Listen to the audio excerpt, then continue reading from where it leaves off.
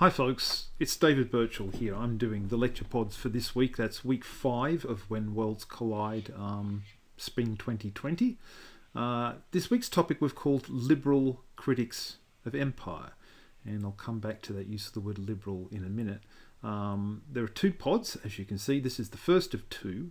We're looking this week at 2 different individuals in Britain in the late 18th century who reacted against the practices of the British Empire of the 18th century of their own time overseas. From perspectives today we could call broadly liberal.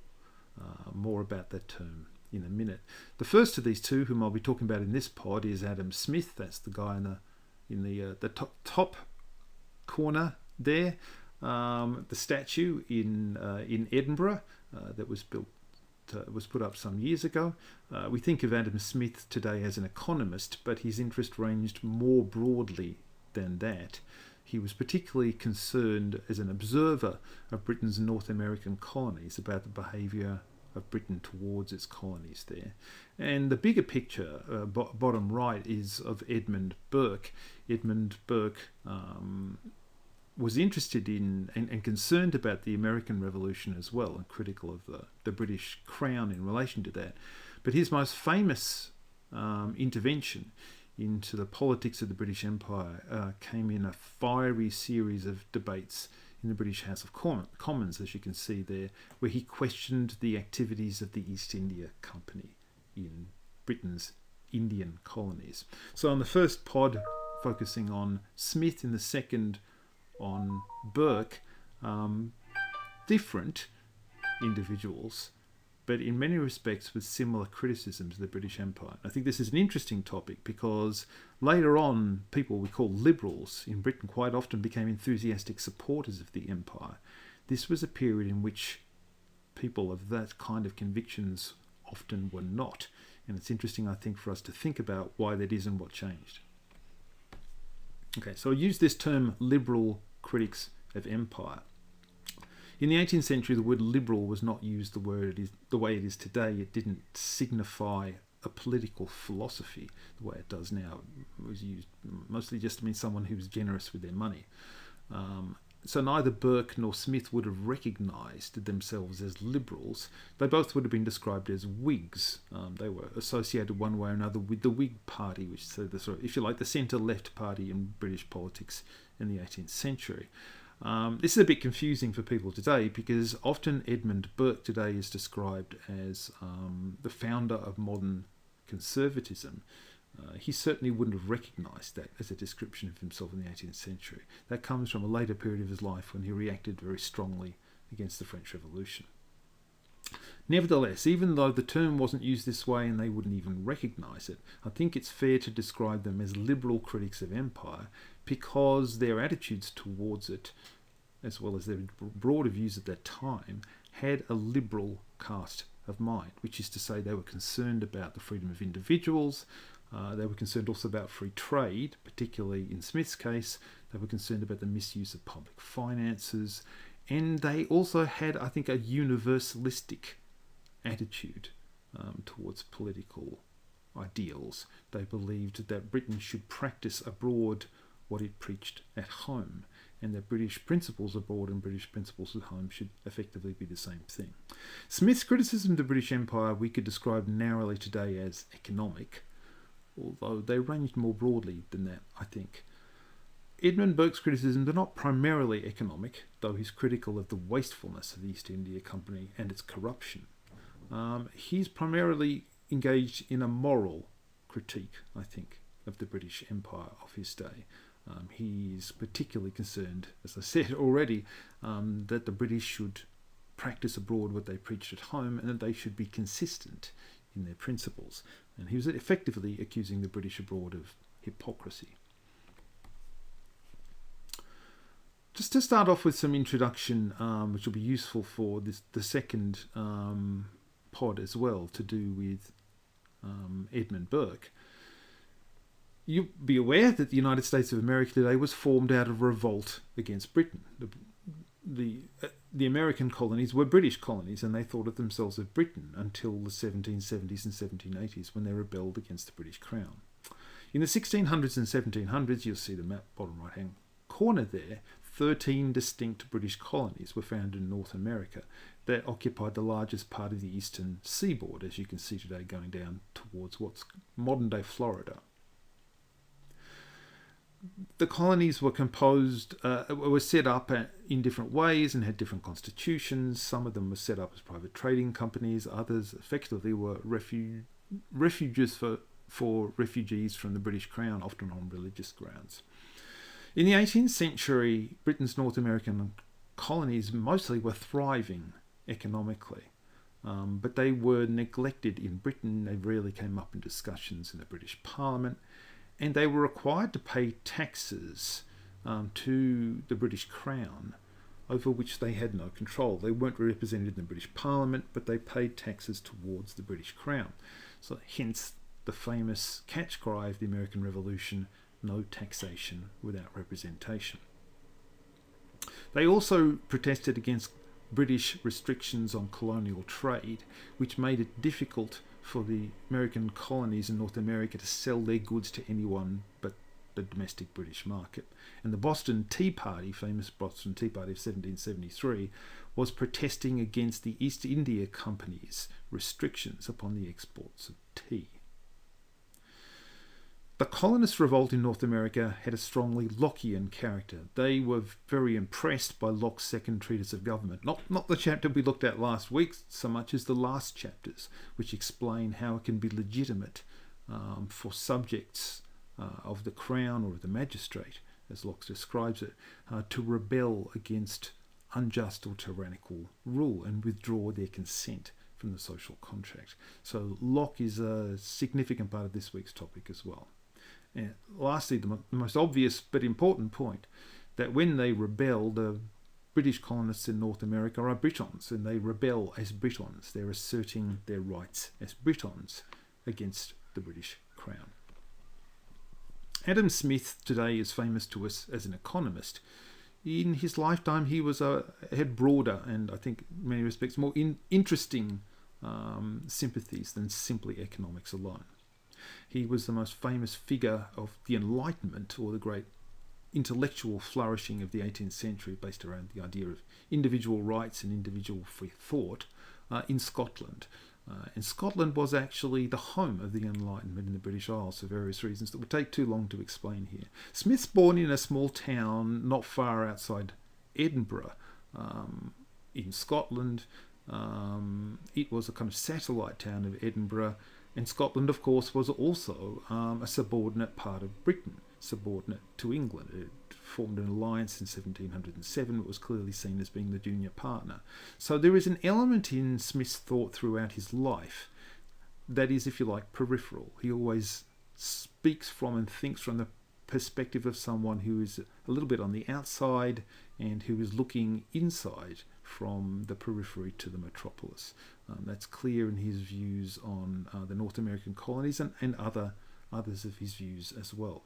Nowadays we think of Adam Smith as an economist. His Wealth of Nations is sometimes described, rightly or wrongly, as the first text of modern economic philosophy. But in fact, his main teaching job at the University of Glasgow was teaching moral philosophy. And you can see his moral philosophy in various other parts of his thought. Like others in the 18th century in Scotland and across Europe, he was preoccupied in his moral philosophy by the idea of sympathy or sentiment, as he sometimes described it, by the idea that we are drawn to do the right thing morally by being able to identify with the situation of other people. In his theory of moral sentiments, he famously says that we're drawn to do the right thing when we hear, for instance, a baby's crying in distress. The baby's cry draws our hearts to them, and so we want to help the baby so that it's not crying anymore.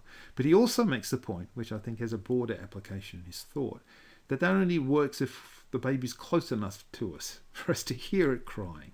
And up close enough to us for us to be able to do something about it. That our moral impulses fade with distance. That's also, I think, has implications for his views about the British and their empire. That the British cease to think of their empire as a matter of sympathy or concern for them the further away the colonists are. Smith's Wealth of Nations, which he published just before the Declaration of Independence of the North American colonies in the early part of the year 1776, was an attack on what he called the mercantile system, sometimes later became known as mercantilism, and what today in the world we generally call protectionism. The idea that you protect your trade and your economy against the trade of other countries by putting up trade barriers against other people's goods. In the 17th and 18th centuries, the mercantile system was the dominant way of thinking about economic and trade relations. It was very powerful, and it was at times quite destructive, I think it's fair to say, in its effects upon international trade. Ultimately, the mercantile system saw trade as a win-lose situation. Someone would benefit out of a trade relationship and the other party would, in a sense, be done by it. There's the same attitude in the world that you sometimes hear from the White House in the Trump presidency today. Trade is kind of warfare fought by other means. You win trade victories over other countries, and as a result, they suffer defeats at your hands. It's a little bit like war, but without the shooting. And the balance of trade between countries is kind of like a measure of the defeat of victory of countries in these kind of trade wars. For Adam Smith, this is a fundamentally flawed way of understanding trade. Trade only makes sense if it's mutually beneficial, if both parties have an interest in it, and if both parties believe they're getting something out of it. The merchant's point of view, he says, sees trade as kind of war because some merchants win and other merchants lose. But if you take the perspective, a kind of global perspective, trade only flourishes when everyone sees an interest in engaging in it at the same time. So there has to be some national or even more, a global interest that serves everybody. As a result, he says, the mercantile outlook on the world leads people to restrict trade in ways that damage everybody, whereas he asserts that free trade, by contrast, benefits all the parties because it allows different countries to specialise in industry and allows cooperation between nations. Now, the free trade perspective is a limited view of the world, but in the 18th century it was a kind of revolutionary outlook on the world, and it fuels Smith's criticisms of the British Empire of his day.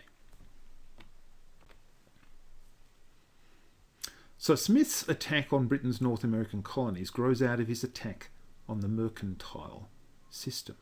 It's an attack that has its origins in his economic criticisms of the dominant ways of thinking about trade.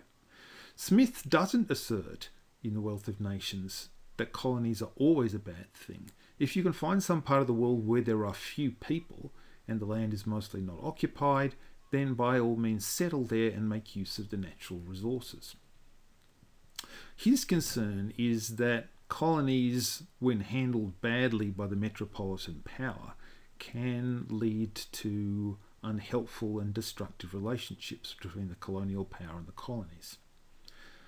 Most particularly, he's concerned that the metropolitan power, in the case of the British Empire, of course Britain, becomes dominated by its desire to subordinate the interests of the colonies to its own needs, believing this to be a kind of victory. The colonies simply become a kind of tool to victory in the world trade war, while, according to Smith, this attitude actually damages both the colonies and potentially the metropolis as well. In the British Empire, it was commonplace for the Crown to impose restrictions on trade between the colonies and the metropolis and other places to ensure that the colonies could only trade on terms that were beneficial to Britain herself. But according to Smith, this, while it looks like a smart idea, is actually a bad idea. It's a perverse idea, in fact. It restricts the exports and the imports that could be enriching the colonies and also Britain, and so damages the strength of the colonies, and in doing so damages Britain itself. He's convinced that what looks to people like good sense is often actually bad sense, that our instincts in world trade and economic affairs are often fundamentally wrong, and that you have to stand back and look from a distance in order to be able to understand what we're doing wrong. So he believes that the efforts taken by the British Crown to strengthen its interests in the world in relation to its colonies often have exactly the reverse effect. Likewise, his criticism of slavery, while there's clearly a moral edge to it, is not primarily a moral argument. He presents it as if it's an economic argument. The problem with slavery is that it fails to reward the labourer for his or her labour. That's, if you like, a moral question, but Smith presents it as an economic one. He claims that the effects of this are also perverse. Slaveholders in Britain's American colonies imagine that having slaves rather than using free labour gives them, well, obviously money for nothing. But he insists this is really not true.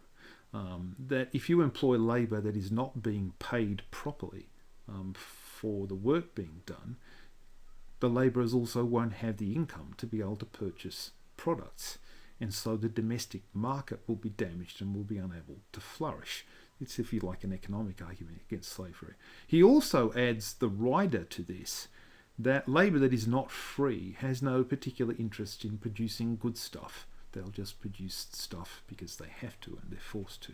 Now, historians to this day argue back and forth about whether Smith's analysis of slavery in the Americas was right, but it was regarded in its time and afterwards as a compelling set of arguments, and anti-slave traders drew upon Smith's arguments into the 19th century. So in summary, in Smith's view, while all colonies are not necessarily bad, the way Britain handles its colonies in North America actually stunts the development of the colonies and also impedes the development of Britain herself, as well as creating the stigma attached to unfree labour or slavery.